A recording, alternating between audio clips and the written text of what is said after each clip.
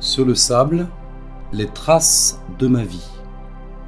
Poème d'Adhémar de Barros. Cette nuit, j'ai eu un songe. Je cheminais sur la plage, accompagné du Seigneur.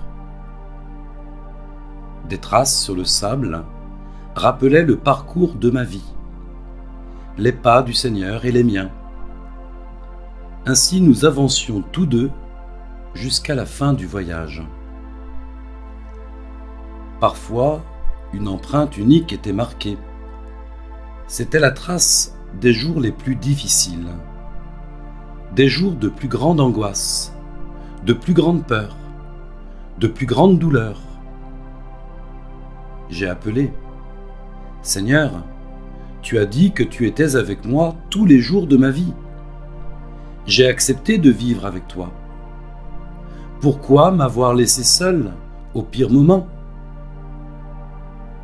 Il m'a répondu. « Mon fils, je te l'ai dit, je serai avec toi tout au long de la route. J'ai promis de ne pas te quitter. T'ai-je abandonné ?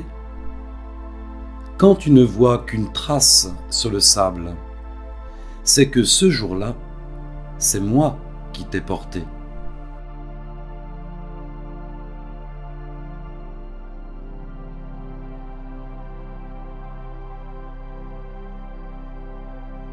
De l'Évangile selon saint Luc, chapitre 24, versets 18 à 35. Le même jour, 2 disciples faisaient route vers un village appelé Emmaüs, à 2 heures de marche de Jérusalem, et ils parlaient entre eux de tout ce qui s'était passé. Or, tandis qu'ils s'entretenaient et s'interrogeaient, Jésus lui-même s'approcha, et il marchait avec eux. Mais leurs yeux étaient empêchés de le reconnaître. Jésus leur dit : « De quoi discutez-vous tout en marchant ? » Alors ils s'arrêtèrent tout tristes. L'un des deux, nommé Cléophas, lui répondit : « Tu es bien le seul étranger résidant à Jérusalem qui ignore les événements de ces jours-ci. » Il leur dit : « Quels événements ? » Ils lui répondirent : « Ce qui est arrivé à Jésus de Nazareth, cet homme qui était un prophète puissant par ses actes et ses paroles, devant Dieu et devant tout le peuple.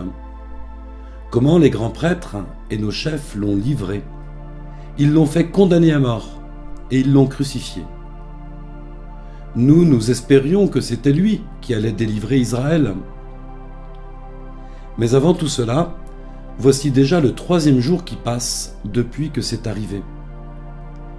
À vrai dire, des femmes de notre groupe nous ont remplis de stupeur. Quand, dès l'aurore, elles sont allées au tombeau, elles n'ont pas trouvé son corps. Elles sont venues nous dire qu'elles avaient même eu une vision, des anges, qui disaient qu'il est vivant. Quelques-uns de nos compagnons sont allés au tombeau, et ils ont trouvé les choses comme les femmes l'avaient dit. Mais lui, ils ne l'ont pas vu. Il leur dit alors : « Esprit sans intelligence, comme votre cœur est lent à croire tout ce que les prophètes ont dit, ne fallait-il pas que le Christ souffrit cela pour entrer dans sa gloire ? Et partant de Moïse et de tous les prophètes, il leur interpréta dans toute l'Écriture ce qui le concernait. » Quand ils approchèrent du village où ils se rendaient, Jésus fit semblant d'aller plus loin. Mais ils s'efforcèrent de le retenir. « Reste avec nous, car le soir approche, et déjà le jour baisse. » Il entra donc pour rester avec eux. Quand il fut à table avec eux, ayant pris le pain, il prononça la bénédiction, et l'ayant rompu, il le leur donna. Alors leurs yeux s'ouvrirent, et ils le reconnurent, mais il disparut à leur regard. Ils se dirent l'un à l'autre: notre cœur n'était-il pas brûlant en nous, tandis qu'il nous parlait sur la route et nous ouvrait les Écritures?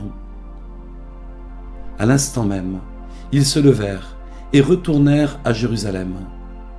Ils y trouvèrent réunis les 11 apôtres et leurs compagnons qui leur dirent: le Seigneur est réellement ressuscité. Il est apparu à Simon-Pierre. À leur tour, ils racontaient ce qui s'était passé sur la route et comment le Seigneur s'était fait reconnaître par eux à la fraction du pain.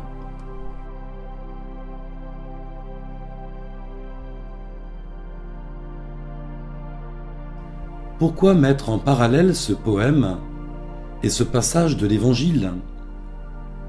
Sans doute parce que tous les deux, à leur manière, ils nous rejoignent et nous interpellent. Ils nous parlent chacun de nos cheminements, de la présence du Seigneur dans nos vies, de nos sentiments profonds.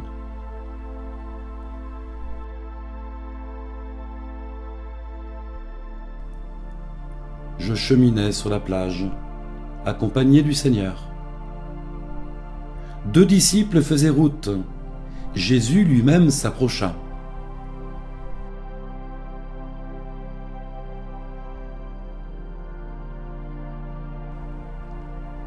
Ai-je conscience d'être dans ma vie comme sur un chemin, de venir de quelque part? Mes racines, mes gènes, ma famille, mon éducation, mes liens, mon histoire, ma mémoire, la succession de mes choix et de mes décisions.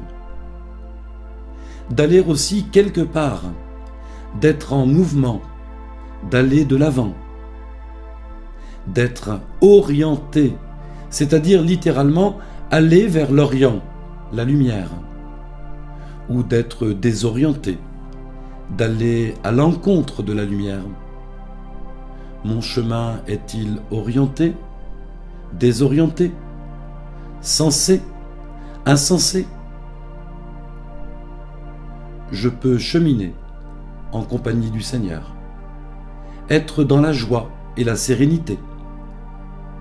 Je peux aussi faire route péniblement, retenu par les liens du passé, sans me rendre compte de la présence du Seigneur à mes côtés, les yeux empêchés de le reconnaître, tellement ils sont remplis de larmes, de tristesse et de déception qui brouillent ma vision. Sur le chemin de ma vie, je risque d'osciller constamment entre la clarté de la foi et les nuits de la foi, la joie de croire et les épreuves qui empêchent de croire. Ma vie ressemble moins à un monolithe qu'à un arc-en-ciel. Ma vie n'est pas toujours droite et unifiée. Elle connaît ses courbures et ses tortuosités. Elle se dessine à travers ses dégradés de couleurs, des plus froides aux plus chaudes, des plus sombres aux plus claires.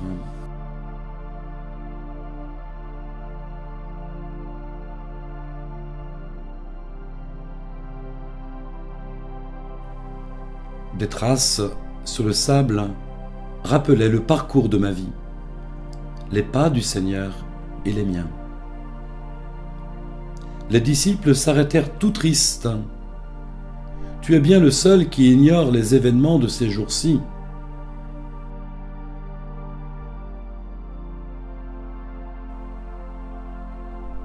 Sur le chemin de ma vie, est-ce que je prends le temps de m'asseoir, le temps de relire ma vie et le temps de relier entre eux les événements?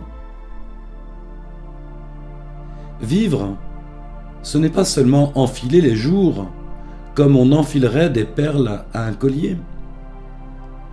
Vivre, c'est marcher, mais c'est aussi s'asseoir, méditer, réfléchir, discerner, regarder le chemin parcouru, faire le point, porter des projets et vérifier qu'on a bien les moyens de les vivre. Jésus ne disait-il pas: quel est le roi qui, partant en guerre, n'évalue pas ses troupes pour savoir s'il peut gagner? Quel est celui qui bâtit une tour sans réfléchir s'il a les moyens de l'achever? Savoir s'asseoir, se réjouir de la route accomplie, et aussi essayer de comprendre pourquoi on marchait la tête basse, le cœur lourd, les pieds traînants. Prendre le temps de la pause, emmagasiner des énergies pour redémarrer et franchir les obstacles. Comme le sportif qui se concentre sur l'objectif avant de se déployer pour tenter de l'atteindre.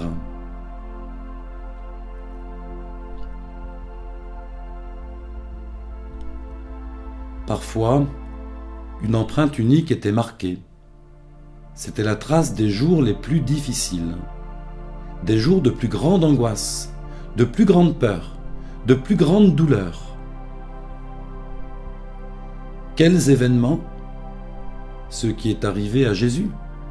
Nos chefs l'ont livré, ils l'ont fait condamner à mort et ils l'ont crucifié. Et nous qui espérions qu'il allait délivrer Israël. Des femmes sont allées au tombeau. Elles n'ont pas trouvé son corps.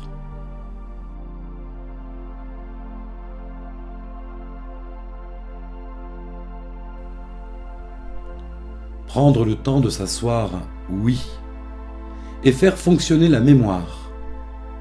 Renoncer à fuir la réalité et regarder les choses bien en face. Apprendre aussi à dire les choses, à nommer ce qui réjouit, à nommer aussi ce qui blesse, ce qui abîme, ce qui fait souffrir. Trouver un ou plusieurs compagnons de route, une oreille discrète et attentive pour être écouté, accompagné. Combattre le repli sur soi, s'ouvrir aux autres. D'autres peuvent avoir les clés qui m'aident à déverrouiller mes serrures intérieures. Quand mon cœur est serré, quand ma vision est brouillée, quand ma raison est troublée. Cette oreille attentive peut être l'un de mes proches, une personne de confiance. Sans oublier que le Seigneur lui-même désire ardemment être l'un de mes proches. L'homme sur la plage a pris le temps de dire au Seigneur ce qui n'allait pas. Il a pris le temps de lui confier ce qui allait de travers. À cœur ouvert, il lui a révélé ses sentiments, ses échecs, ses faiblesses. À celui qui les a rejoints sur le chemin, les disciples ont eux-mêmes raconté ce qui les troublait. Sur ses épaules, ils ont déchargé leur fardeau. Ils ont fait exactement, sans le reconnaître encore, ce que Jésus leur avait enseigné. Venez à moi, vous tous, qui ployez sous le fardeau, et moi, je vous soulagerai. Et lui, celui que certains appellent Seigneur, celui que d'autres ne connaissent pas ou ne reconnaissent pas, lui, le Seigneur, il se met à l'écoute. Il vibre au diapason de nos récits intérieurs. Il s'émeut et se sent concerné par nos chutes, nos lourdeurs, nos soucis. Peut-être sommes-nous tentés de le voir comme un étranger, mais rien de nos vies et du poids qui les écrase ne lui est étranger.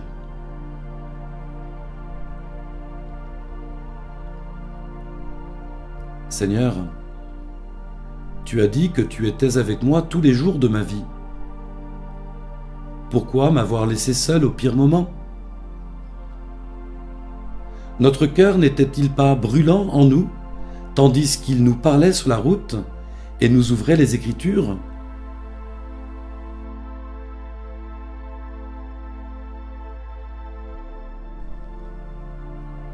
admettre humblement qu'on ne puisse pas tout comprendre, qu'il restera toujours une part irréductible de mystère.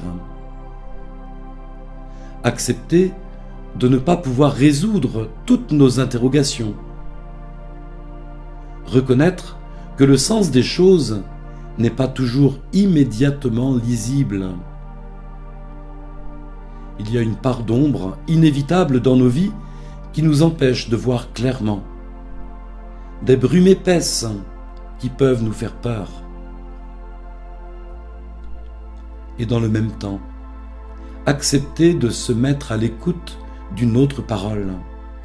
Une parole qui me sorte de mes frontières, de mes défenses, parfois de mes étroitesses.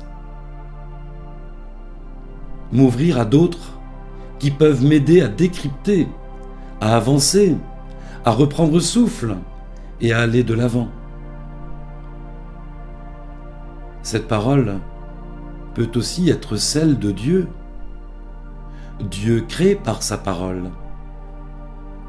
Dans ma vie, mes interrogations, mes impasses, sa parole peut être recréatrice, ouvrir un chemin, me relancer, me remplir de tonus, me redonner de l'espérance. Mon fils, je te l'ai dit, je serai avec toi tout au long de la route. J'ai promis de ne pas te quitter. T'ai-je abandonné? Quand tu ne vois qu'une trace sur le sable, c'est que ce jour-là, c'est moi qui t'ai porté. Comme votre cœur est lent à croire tout ce que les prophètes ont dit, ne fallait-il pas que le Christ souffrit cela pour entrer dans sa gloire? Et partant de Moïse et de tous les prophètes, il leur interpréta dans toute l'Écriture ce qui le concernait.